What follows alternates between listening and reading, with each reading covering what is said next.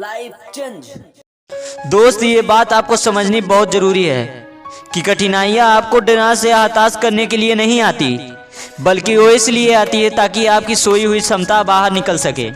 और स्ट्रगल से कभी हार नहीं माननी चाहिए, क्योंकि ये भी एक कहानी है जो आपको सक्सेसफुल होने के बाद सुनानी है। और एक बात हमेशा याद रखना, आपको वही मिलता है जिसका फोकस होता है, तो फोकस उस पर करो जो आपको चाहिए। क्योंकि महाभारत में अगर अर्जुन का नज़र भी चिड़िया की आंख पे न होती तो शायद उसका भी बाण चूक जाता। इसलिए फोकस अपने लक्ष्य पे कीजिए, इसलिए जाओ और फोकस के साथ पढ़ाई करो। दोस्त, आप में से कई लोगों के मन में एक बात तो आता ही होगा कि यार इतनी मेहनत करने के बाद भी इतनी तकलीफ़ें क्यों आती हैं। तो ये जितने भी हैं ना, संगीतकार, गायक, आर्टिस्ट, पेंटर, राइटर, इन सब की लाइफ में एक चीज़ कॉमन थी, वो थी पेन, दुख, दर्द, तकलीफ, आंसू।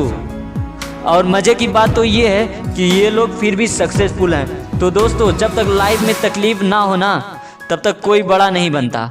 और भागवत गीता में भी स्पष्ट शब्दों में भी लिखा है कि कभी भी निराश ना होना, कि कमज़ोर तू नहीं, तेरा बुरा वक्त है।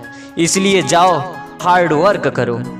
सारे लोग सो रहे होंगे, तब भी तुम्हें जाकर पढ़ना होगा।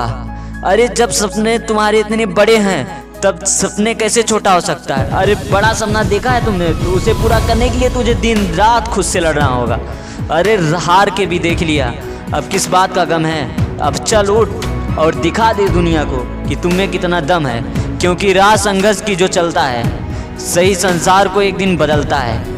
अब इसमें रातों से जंग जीते हैं, उसने वो सूर्य बनकर वही चमका है। इसलिए जाओ और पढ़ाई करो। जय हिंद, वंदे मातरम।